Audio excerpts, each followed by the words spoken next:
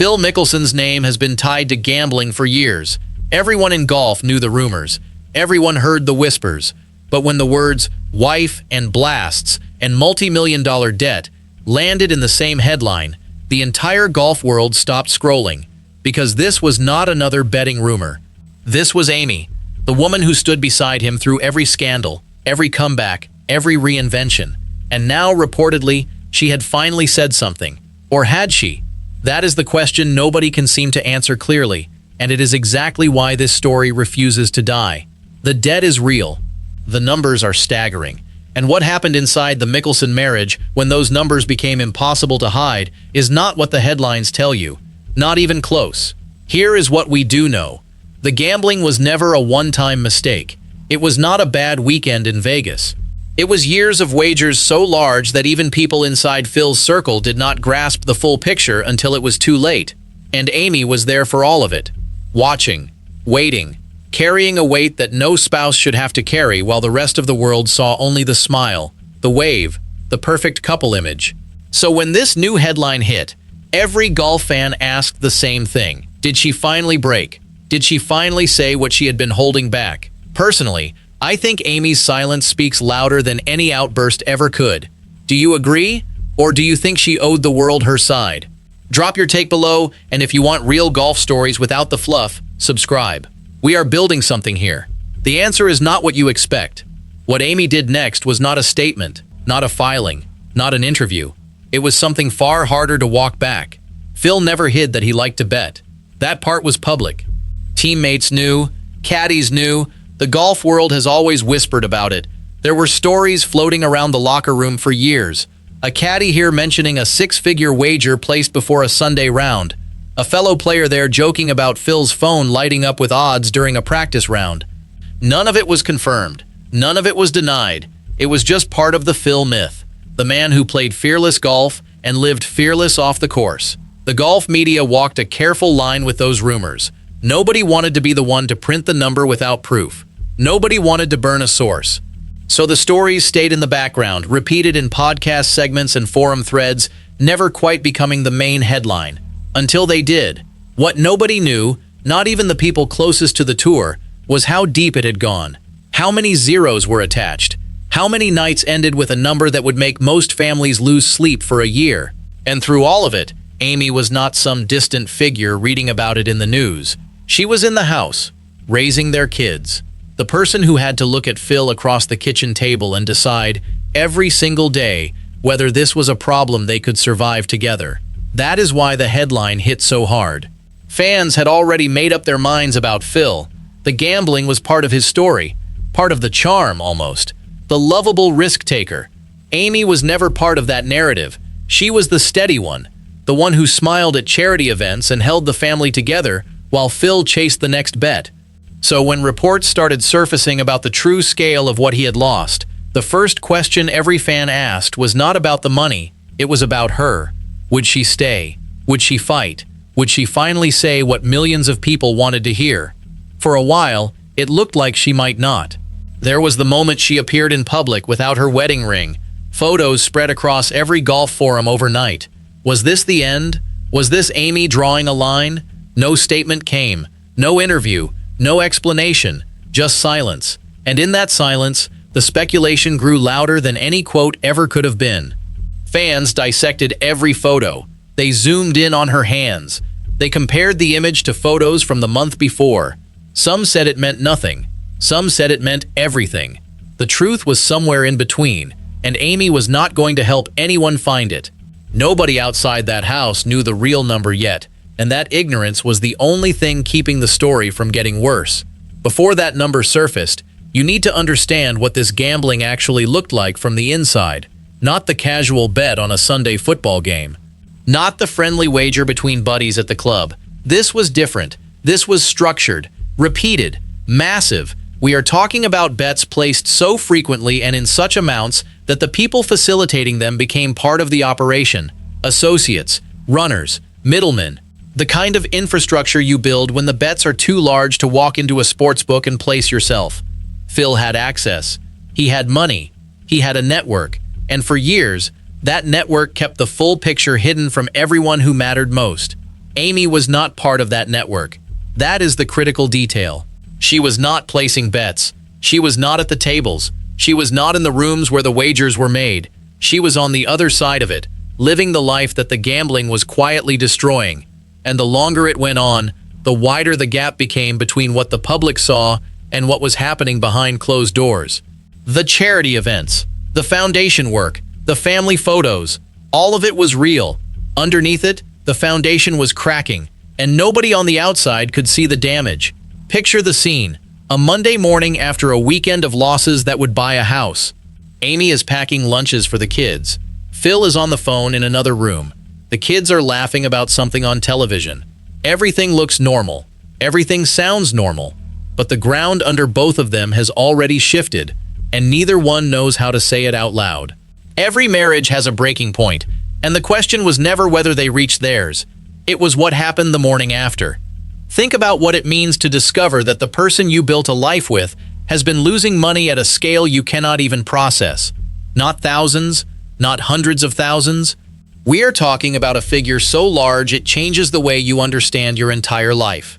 Your home, your children's future, your sense of safety.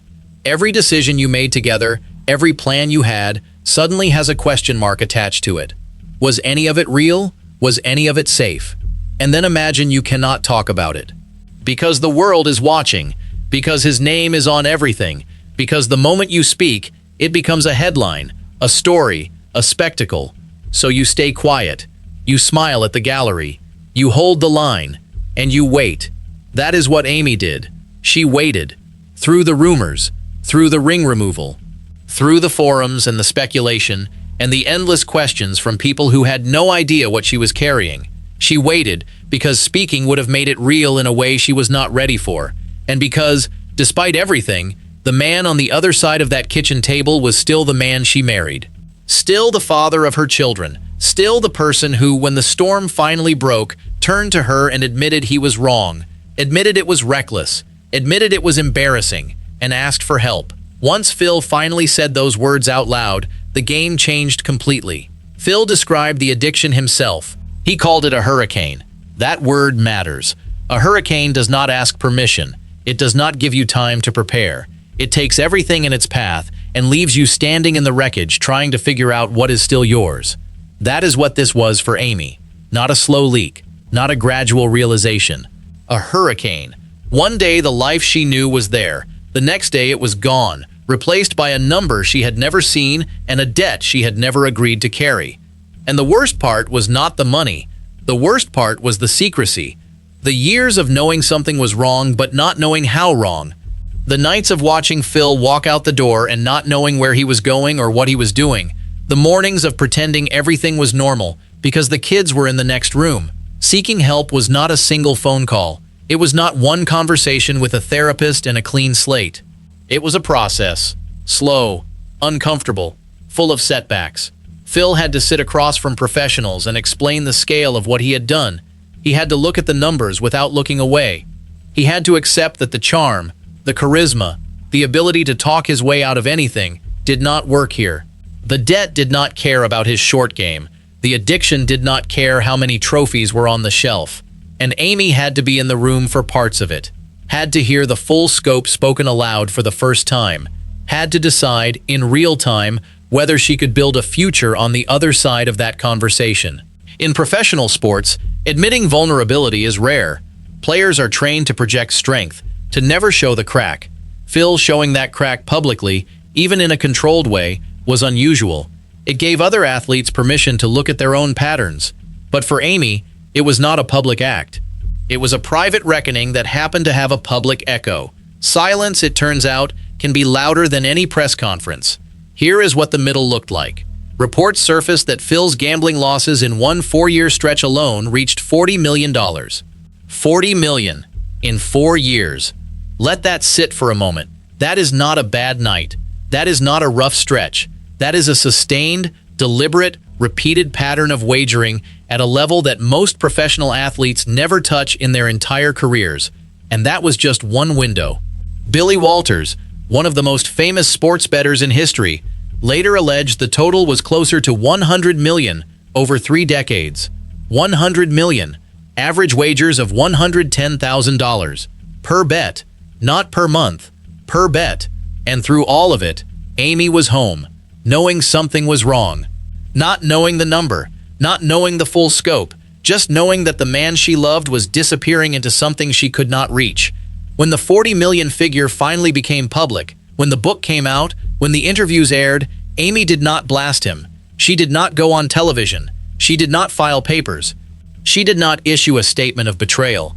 What she did was quieter than that, harder than that. She stayed, not because it was easy, not because she was weak, because she made a choice, in the middle of the worst storm of her life, that the family she built was worth more than the headline it would make.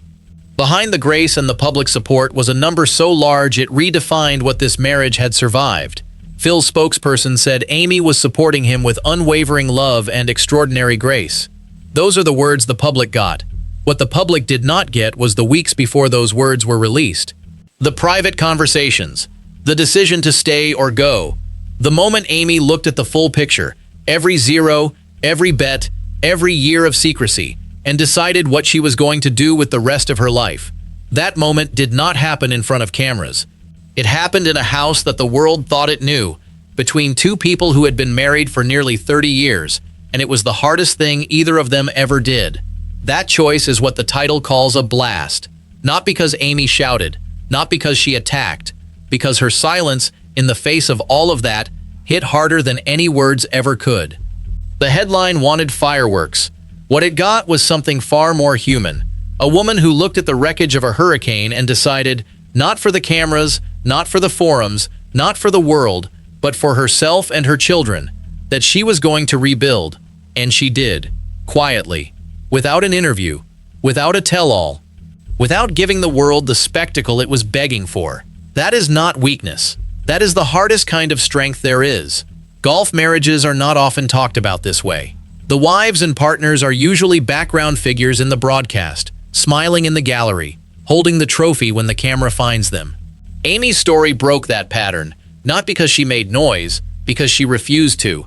The full picture, when it finally came into focus, was not the story anyone expected. Right now, Phil and Amy are dealing with something else entirely.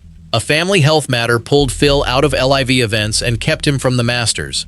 The golf world noticed. The absence was felt. Fans who follow the schedule closely saw the withdrawal and immediately started asking questions. Was it physical?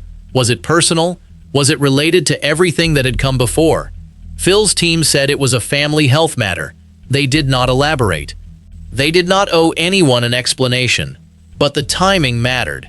After everything this family had been through publicly, the decision to step away from two major events said something about priorities that no interview ever could. Phil chose his family over the leaderboard, over the money, over the narrative. And for a man whose life had been defined by risk, choosing to step back was its own kind of statement, but the reason behind it was private, painful, and had nothing to do with gambling or headlines or public image. It was two people, in the middle of everything they had survived, facing something new together. And in that moment, the gambling story, the debt, the rumors, all of it became small, because what matters at the end is not the number. It is whether the person next to you is still there when the cameras turn off. The PGA Tour world moves fast. New stories replace old ones every week. A fresh controversy buries the last one before the weekend is over. But this story stuck. It stuck because it was not about golf. It was about two people trying to survive something that would have ended most marriages, and doing it while millions of strangers watched and judged and speculated about what they should have done differently. So here is where we land. Phil Mickelson lost tens of millions of dollars gambling. The reported figure is 40 million over 4 years. The alleged figure is close to 100 million over 3 decades. Average wagers of $110,000. He called it reckless. He called it embarrassing. He called it a hurricane. He sought help. He said he was back on track. And Amy, the woman the headline says blasted him, did no such thing. She stayed. She supported him. She carried the weight of a secret that would have broken most people, and she did it without giving the world a single soundbite. The blast was never a quote. The blast was the silence. The blast was the choice to stay when every reason pointed toward leaving. And that, more than any number, is what this story is really about. I genuinely believe Amy's quiet endurance is the bravest part of this entire story. Do you think she should have spoken publicly, or does her silence say everything it needs to say? Let me know in the comments. And if this kind of honest golf storytelling is what you want more of, subscribe. We are just getting started.